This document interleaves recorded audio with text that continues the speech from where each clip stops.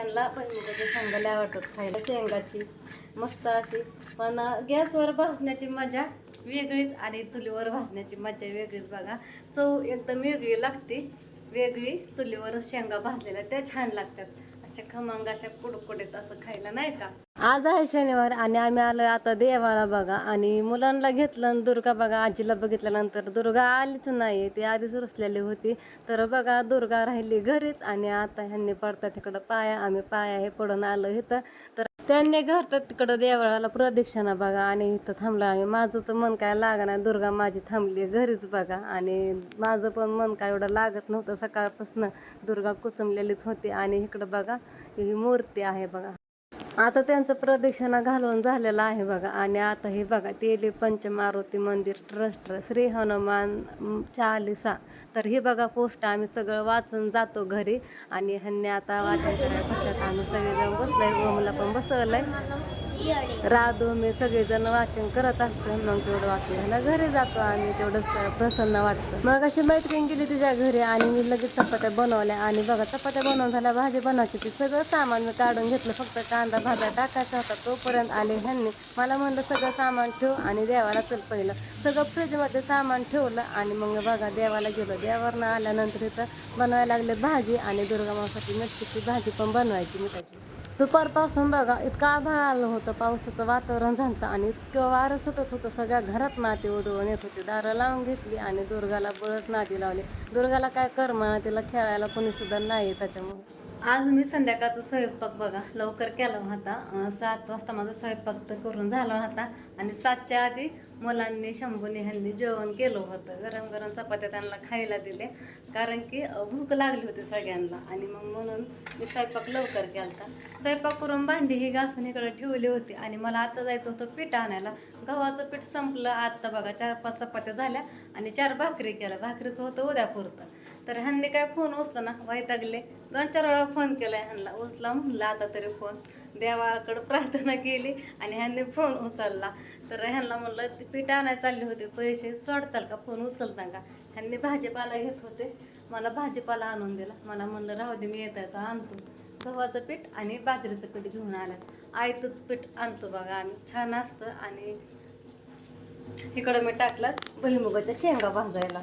ह्यांनी आता भाजीपाला आणताना शेंगा पण आणल्या होत्या. असं वाटतंय आत्ताच रानात उतरून काढून आणल्यात ह्या शेंगा. इतक्या वल्ल्या आहेत बघा, वलसर शेंगा आहेत. तर ह्यांनी गेल्यात आता मसाला टाकायला कुरिअरमध्ये बघा. म्हणजे कुरिअरला तिकडं बारामतीत कुरिअर आहे, हिराई कुरिअर म्हणून, तिकडं गेला. तर मला म्हणलं शेंगा भाज, मी आलोच म्हणलं. त्यांना भुईमुगाच्या शेंगा लय आवडतात खायला. खमंग अशी सुगंध सुटली बघा शेंगाची मस्त अशी. पण गॅसवर भाजण्याची मजा वेगळीच आणि चुलीवर भाजण्याची मजा वेगळीच बघा. चव एकदम वेगळी लागते. वेगळी चुलीवर शेंगा भाजलेल्या त्या छान लागतात. अशा खमंग अशा कुडकुडीत असं खायला नाही का. तर घेते आता मी शेंगा भाजून. तिथं निम्म्या ठेवल्या, एकदाच काय जास्त टाकून शेंगा काय नीट भाजणार नाही. तर मग निम्म्याच टाकल्यात भाजायला.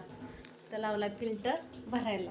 आणि इकडे मी मग अशी भाकरी पण करून घेतल्या, गरम गरम चपात्या 2-3 खाल्ल्या मुलांनी ह्यांनी. आता मी आणि ह्यांनीच राहिलं जेवायचे. मला पण भूक लागली, मी पण दुपारी जेवण नाही केलं. आणि मग अशी बघा स्वयंपाक करायच्या आधी राधू ओमनी इथं आईस्क्रीम आणली होती, फॅमिली पॅक काय म्हणतात. तर हे पण मुलांनी 1-2दा खाल्लं. आणि इथं बघा ह्या पेप्स्या, आम्ही पेप्स्या कधी आणत नाही, मुलं आजारी पडतात म्हणून आईस्क्रीमच आणतो, नाहीतर मावा करते. पण एक जणांनी आणून दिल्या त्या पेप्स्या अशाच फ्रीजमध्ये ठेवल्यात. ओम गेला ह्यांच्या संग, दुर्गा पण गेली. पप्पा मला यायचे, पप्पा मला यायचे करू करू त्यांच्या मागं गेली. तिला 2-3 दिवस झालं गाडी फिरवली नाही ना, म्हणलं घेऊन जावा तिला, यायचं तुम्ही माघारी. तर तिला मोकळी हवा खाऊ द्या म्हणलं थोडी बाहेरची. पण आता इथं मस्त अशा बघा शेंगा भाजत आल्यात. आणि ह्या शेंगा बघून कोणाकोणाला आठवण झाली भुईमुगाच्या शेंगा खायची भाजलेल्या, तर त्यांनी नक्कीच कमेंट करून सांगा. आणि खायचे असलं तरी या बरं का, मी काही सगळ्याच भाजल्या नाहीत, असलं जवळ कोणी तर या नक्कीच खायला. ह्याच्यामध्ये अजून आहेत. आणि ह्या कैऱ्या बघा, ह्यांनी आणलेला 2-4 दिवस झालं आणि मला काय ऐकाय चाललं नाही. मला मगाशी म्हणले घरी आलते त्या टायमाला, तुला म्हणलं होतं की आंबे काढ म्हणून डिकीमध्ये ठेवलेलं, आणि मी काय ऐकलंच नाही. मुलांच्या काल्यात मला काय ऐकायला नाही, गोंधळात. ह्या पप्पा आलं की पप्पा पप्पा करतात मुलं, मग माझं लक्ष नसन नाही तर मी ऐकलं नसन. मग मगाशी त्यांनी डिकी उघडली होती, कशाला काय माहिती, तर मग आणून दिले घरात. बघते तर काय सगळं कैऱ्या बघा इथं असं काळपट पडल्यात, आणि घरात आणलेल्या पिशवीतनं काढल्या होत्या, एकदम गरम गरम अशा लागत होत्या बघा. आता 4-5 दिवस झालं ना डिकीमध्ये होत्या गाडीच्या. तर एक चिरली तर इतकी गोड होती ना, मुलांना खायला चिरली होती, लय खाल्ली मुलांनी आवडीनं. मग काही कशी झाली, मी सरसकट टाकल्या ना पिशवीतनं काढून मगाशी, त्याच्यामुळे काय बघितलं नाही काय खराब काय चांगलं, धुवा लागतात. पिठाचा डबा बघा, मी मागाशीच घासून ठेवला होता डब्बा, आणि एक घासायचा राहिला, त्याच्यामध्ये थोडं पीठ आहे, त्याच्यामुळे ह्याला उद्या घासायचा. आणि हा पुडा बघा मी डब्यामध्ये असंच ठेवला. तुम्ही म्हणता कागद आहे असंच ठेवलाय, कारण की उद्या हे सगळं पीठ एकदा चाळून घ्यायचंय. तर बघू आता ह्यांनी काय आणलंय, भाजीपाला. इथं तेच परत खायला वैताग आलाय. इथं बाजरीचं पीठ,